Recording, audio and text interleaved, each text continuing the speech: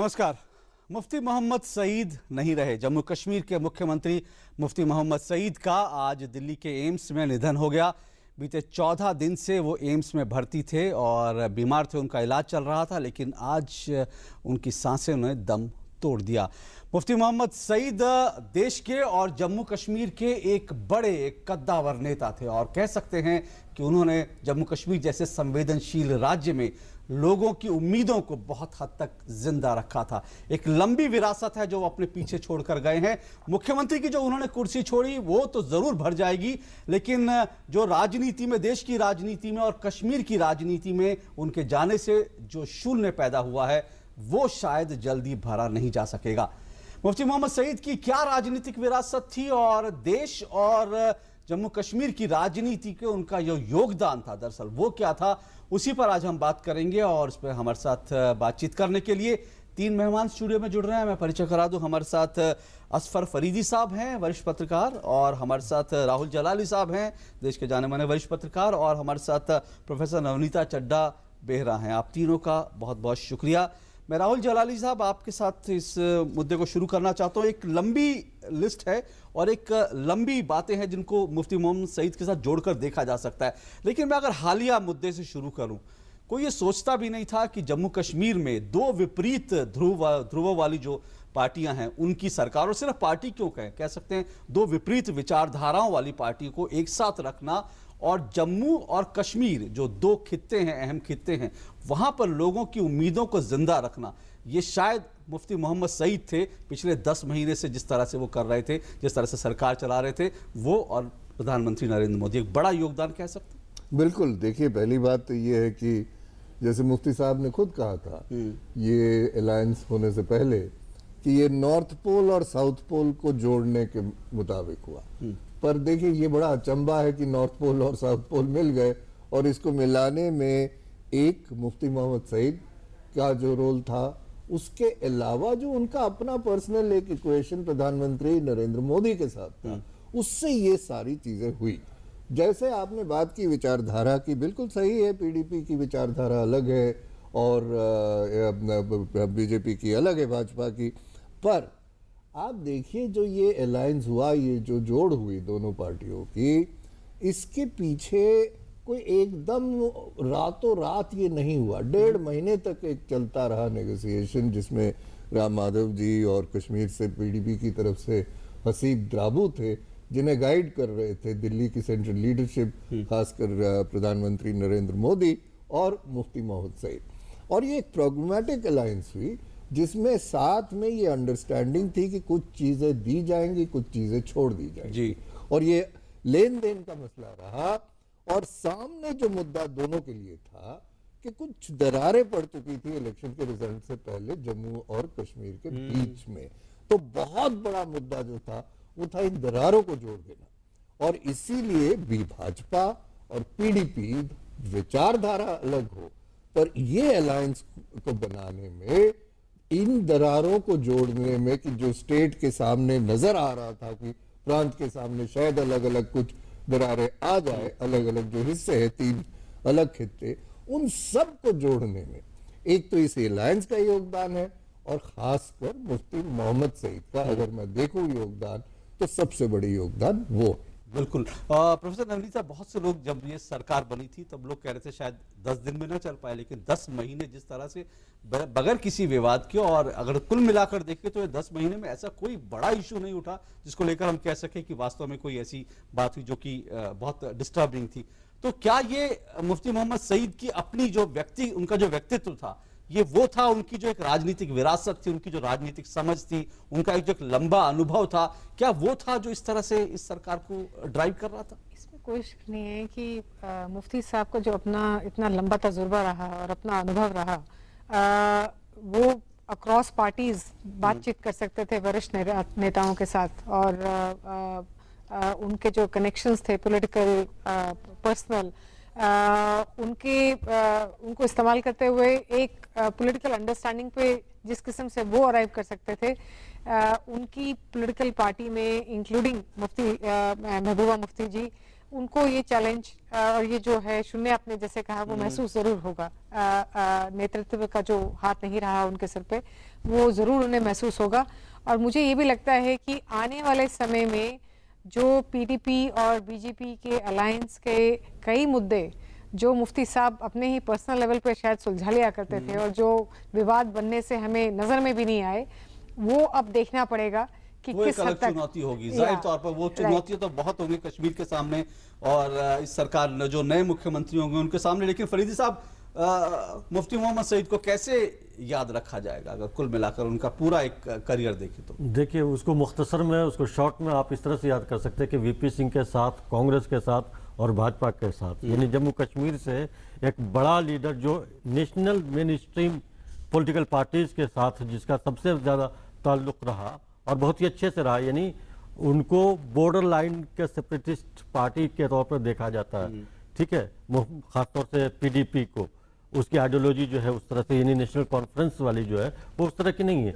तो उस एतबार से जब आप देखें तो ये उधर से, यानी जम्मू कश्मीर से कश्मीर को जम्मू से जोड़ने और पूरे जम्मू कश्मीर को भारत से, पूरे भारतवर्ष से जोड़ने में, तो इस एतबार से आप देखें तो देश की जो दो अहम पार्टियां, यानी कांग्रेस और बीजेपी, और उससे पहले जो नेशनल पार्टी थी वीपी सिंह के इसमें, जिन्होंने जम्मू कश्मीर से लाकर के मुफ्ती मोहम्मद सईद को देश का पहला मुस्लिम होम मिनिस्टर बनाया, ये अपने आप में एक बड़ी बात थी। और ये मुफ्ती साहब का स्टेचर था जो राहुल जलाली ने और उन्होंने फरमाया कि उसको आप इस तरह से देख सकते हैं कि पूरे देश के साथ जम्मू कश्मीर को जोड़े रखने में, और अभी जो अलायंस हुआ है उसमें भी मुफ्ती साहब का यही कहना था कि ये बेहतरीन मौका है, यानी कि जम्मू और कश्मीर में जैसे पहले जो बात हो रही थी, थोड़ा सा दोनों तरफ यानी एक अलगाव की बात हो रही थी, एक तरफ को मुसलमान कहा जा रहा था, दूसरे को हिंदू कहने की कोशिश की जा रही थी, तो उसमें और रिजल्ट भी जो आया, जो असेंबली के नतायज आए इंतखाबात के, उसमें आप देखें तो जम्मू में बीजेपी जो है वो स्वीप आउट कर लेती है और उधर जो है बाकी के रह जाते हैं। इत्तेफाक से कुछ ऐसी मजबूरियां, रिजल्ट के जो नंबर्स आए हैं, जैसे 28 है पीडीपी को है, 15 उसको ये आपके कांग्रेस को है, 25 नेशनल कॉन्फ्रेंस को है, 25 जो है इसको बीजेपी को है। इस तरह से तो कोई, यानी जब तक के कांग्रेस और नेशनल कॉन्फ्रेंस नहीं मिल जाती पीडीपी के साथ, तब तक वो अलायंस यानी गवर्नमेंट नहीं बन सकती थी, यानी एक मजबूरी तो थी वो नंबर की। लेकिन जम्मू के साथ कश्मीर को जोड़ने के लिए मुफ्ती साहब ने कहा कि इससे बेहतर मौका और कोई नहीं होगा। और ये नॉर्थ साउथ पोल की जो बात है तो उसमें भी उन्होंने आगे बढ़कर के ये बात कही और ये कहा बहुत ही इत्मीनान से थे कि भाई निगोशिएशन चले हैं 2 महीना से ज़्यादा, यानी मिड दिसंबर से मार्च तक में ये बात हुई है, तो निगोशिएशन का बड़ा लंबा दौर चला है।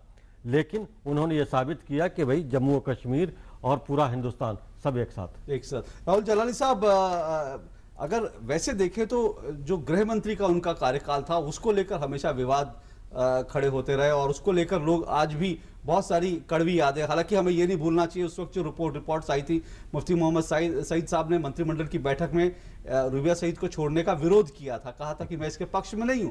लेकिन इससे भी बड़ी बात है, उन्होंने दरअसल कश्मीर को लेकर के हमेशा, जब भी कश्मीर जैसे संवेदनशील राज्य में एक शून्य पैदा हुआ, उन्होंने उस शून्य को भरा।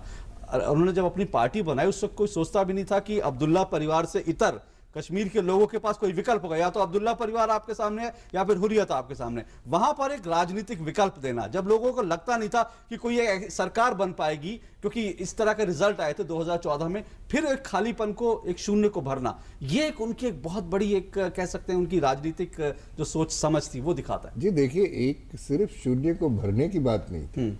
आप देखिए कि कश्मीर की जो सियासत है, जो वहाँ की पॉलिटिक्स है, जो राजनीति है वहाँ पे, वहाँ या तो नेशनल कॉन्फ्रेंस जिसको मेन स्ट्रीम पार्टी कहा जाता था, या हुर्रियत। उन्होंने कश्मीर के वोटर को चॉइस दी कि 2 मेन स्ट्रीम पार्टीज के बीच में आप अपना फैसला करिए। बिल्कुल, ये बहुत बड़ी एक कहा जाए बहुत बड़ा क्योंकि एक डेमोक्रेटिक चॉइस मिल गया कश्मीरी वोटर को कि मैं इधर भी जा सकता हूं या उधर भी जा सकता हूं। और वो नतीजे आपने देखे जब इलेक्शन हुए उस बार नेशनल कॉन्फ्रेंस, हालांकि मेजॉरिटी उनके पास थी, पर वो इस लायक नहीं थे कि वो सरकार बना पाए। इसमें प्रधानमंत्री, तब के प्रधानमंत्री वाजपेयी का भी एक बहुत बड़ा योगदान था, क्योंकि देखिए बड़े अरसे के बाद, और ये सब ने, आप भी जानते, सब जानते हैं कि वो जो इलेक्शन हुआ 2002 का, वो कश्मीर में फ्री और फेयर इलेक्शन बड़े अरसे के बाद वो माना जाता है कि केंद्र का कोई, और ये याद रखिए कि उस जमाने में जब वो इलेक्शन हो रहा था तो नेशनल कॉन्फ्रेंस भागीदार थी, सरकार में थी भाजपा के साथ, बिल्कुल, और यहां पे बात चल रही थी पीडीपी और कांग्रेस की कश्मीर में। उसके बावजूद इलेक्शन के रिजल्ट बिल्कुल फ्री और फेयर आए, और ये एक प्रधानमंत्री, तब के प्रधानमंत्री वाजपेयी का भी एक बहुत बड़ी अचीवमेंट कहा जाए वो है। पर मुफ्ती साहब का उस पूरे माहौल में, क्योंकि देखिए 2002 का माहौल जो डेमोक्रेटिक चॉइस कश्मीरी के लिए, ये तो बात आ गई, इससे क्या हुआ, इससे बहुत बाकी लोग जो कश्मीर में थे, जो कतरा रहे थे मेन स्ट्रीम पॉलिटिक्स में आने के लिए, उन्हें हिम्मत मिली कि वो सामने आए। जैसे पिछले इलेक्शन में आपने देखा होगा कि एक तो सजाद लोन आए मेन स्ट्रीम पॉलिटिक्स में इलेक्शन लड़ने, उसके अलावा कई छोटी छोटी पार्टियां बनी जो इलेक्शन लड़ी। तो ये एक राहत दिखाने का काम भी किया बाकी कश्मीरियों को कि आप मेन स्ट्रीम के इलेक्शन से जो डरते थे, वो डर का जो माहौल था, वो उन्होंने, जब वो चीफ मिनिस्टर थे पहली बार, उस माहौल को हटा दिया और शांति की तरफ एक बहुत बड़ा कदम बढ़ाया। हाँ, पर शांति की तरफ कदम बढ़ा है, लेकिन प्रोफेसर नवनीता, ये बात भी है कि जो पीडीपी के साथ 90 के दशक में जो जुड़े थे लोग, उनके बारे में ऐसा कहा जाता है कि वो उग्र बड़े कश्मीरी थे, जिनको लग रहा था कि नहीं, हमें तो मतलब लोकतंत्र में कुछ नहीं है। लेकिन उस वर्ग को लाकर पॉलिटिकल मेन स्ट्रीम में लाए मुफ्ती मोहम्मद सईद, और कहा कि नहीं, रास्ता यही है और इसी रास्ते से आगे बढ़ेंगे। एक्चुअली पीडीपी का एज ए पॉलिटिकल पार्टी और मुफ्ती साहब का जो विजन था, उसका सबसे बड़ा योगदान यही माना जाता है कि कश्मीरी लोगों को ये चीज़ महसूस कराना और ये लगाव पैदा करना कि आप इंडिया के अंदर रहते हुए भी कश्मीरियत की बात कर सकते हैं, कश्मीरी राइट्स की बात कर सकते हैं, और कश्मीरी नेशनलिज्म की बात भी कर सकते हैं, और ये सब बात करते हुए भी आप भारतवर्ष में रह सकते हैं।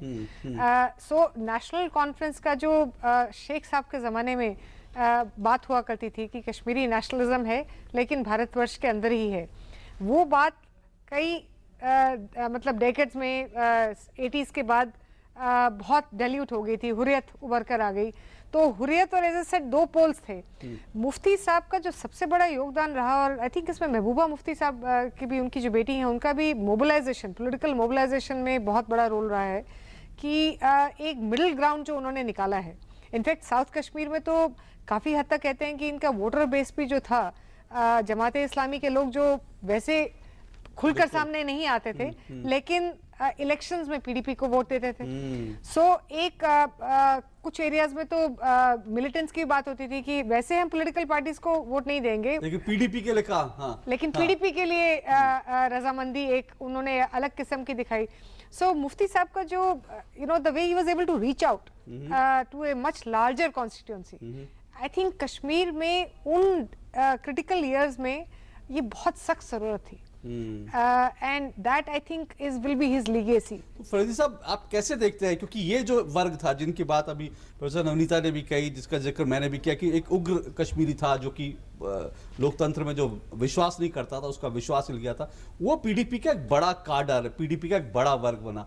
तो कैसे लगता है कि मुफ्ती मोहम्मद सईद थे जो कि उनको पीडीपी में जोड़े हुए थे, उनका व्यक्तित्व था, कैसे इसको देखते हैं आप?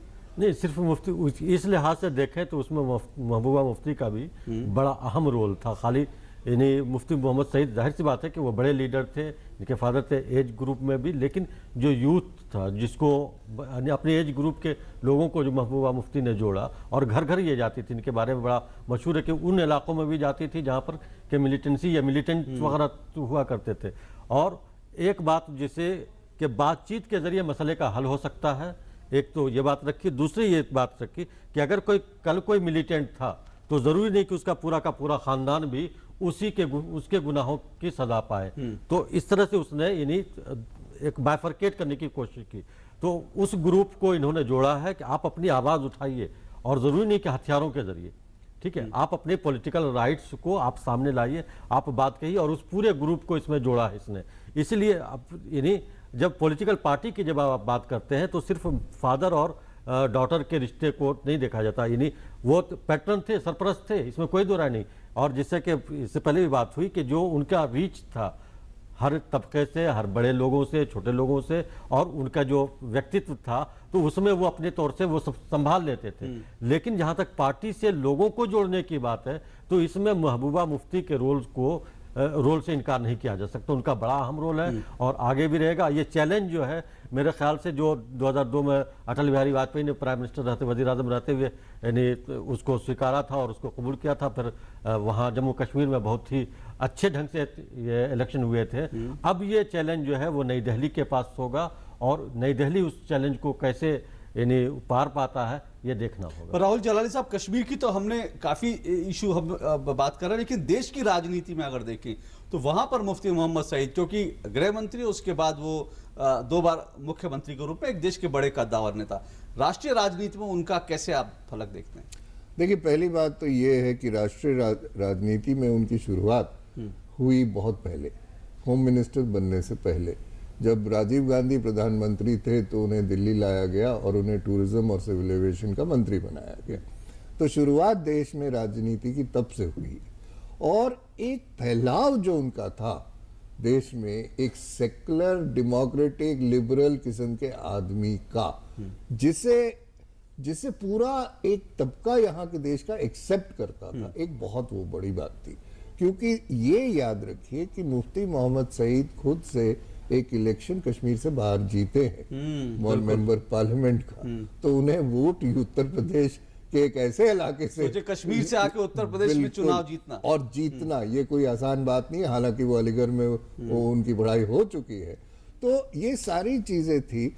फिर उसके बाद एक उनकी राय थी देश के बारे में, देश को चलाने के बारे में, जो राय बहुत हद तक मानी जाती थी।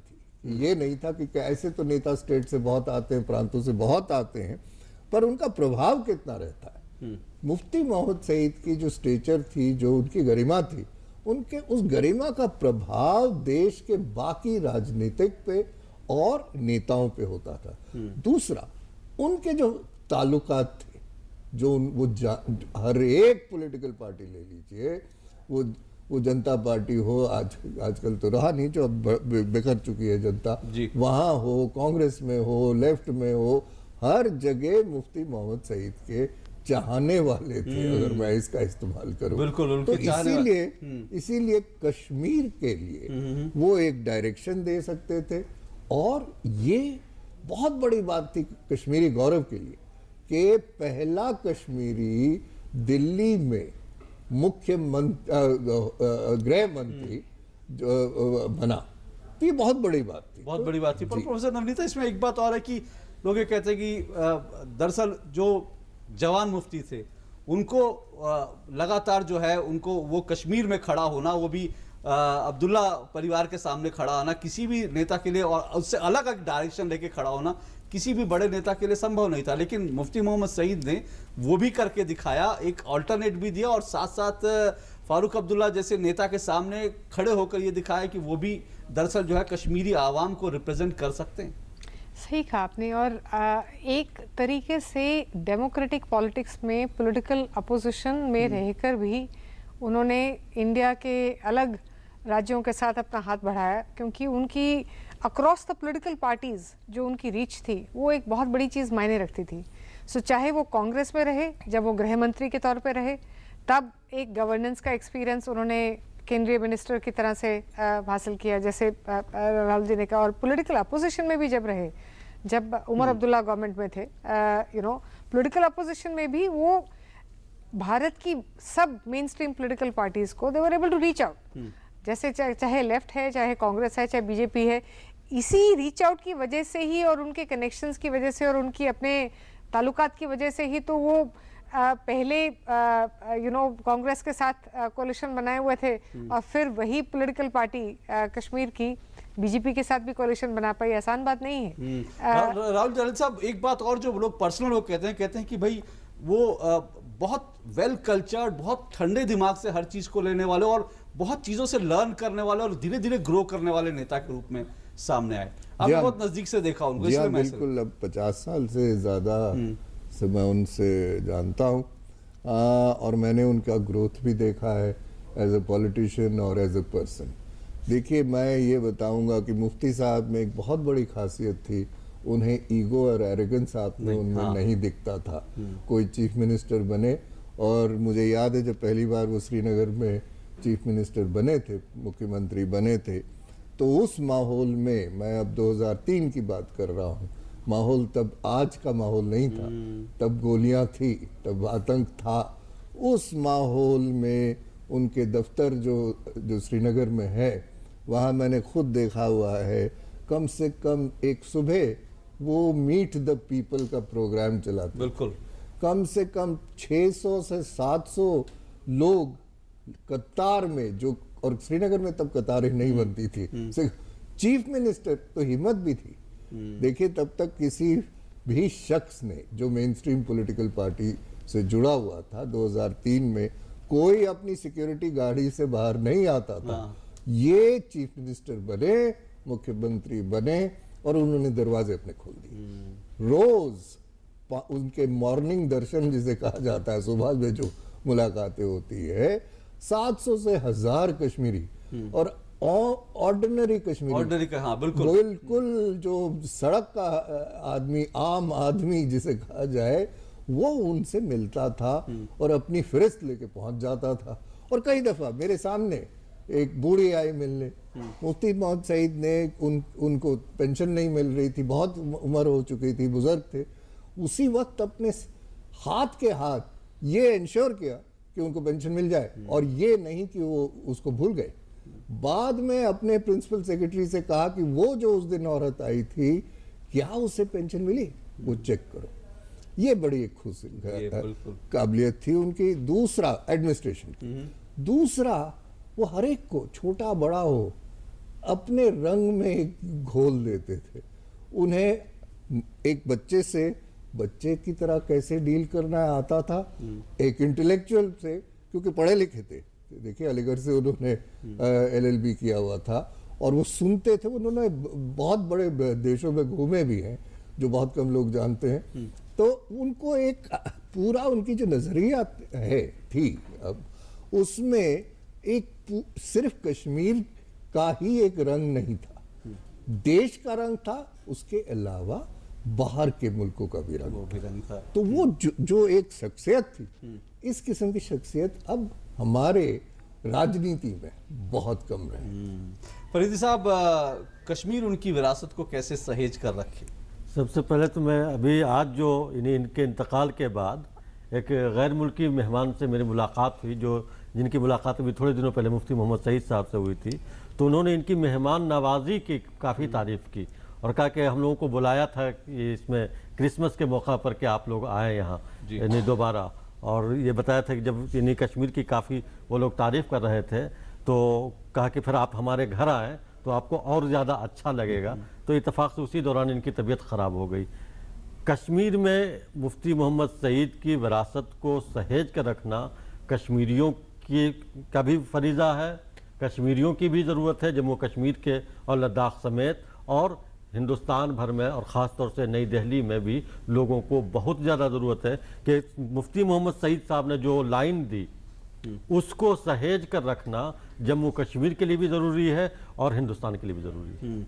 विवाद हो सकते हैं, लेकिन साथ साथ जो मुफ्ती मोहम्मद सईद ने बताया, उन्होंने कहा, उन्होंने जो उनके ज़िंदगी से जो सीखा जा सकता है वो ये कि तमाम विवाद और अलग अलग विचारधारा और अलग अलग अपनी सोच होने के बावजूद भी साथ चला जा सकता है। कुछ बिंदु हैं जिन पर साथ चला जा सकता है, और ख़ासकर कश्मीर जैसे संवेदनशील राज्य में उन्होंने लोगों को लोकतंत्र में आस्था जगाने का जो उन्होंने काम किया, उसको जो है हमेशा देश याद रखेगा। बहुत बहुत शुक्रिया आप तीनों मेहमानों का यहाँ पर आने के लिए। और मुफ्ती मोहम्मद सईद साहब नहीं रहे, लेकिन जैसा मैंने शुरू में ही कहा कि उनकी जो मुख्यमंत्री की कुर्सी जो उन्होंने छोड़ी है वो ज़रूर भर जाएगी, लेकिन जो राजनीतिक शून्य जो जम्मू कश्मीर में खास करके पैदा हो गया है उनके जाने के बाद, उसको भरने में वक्त लगेगा। फिलहाल इस कार्यक्रम में इतना ही, इजाज़त दीजिए, नमस्कार।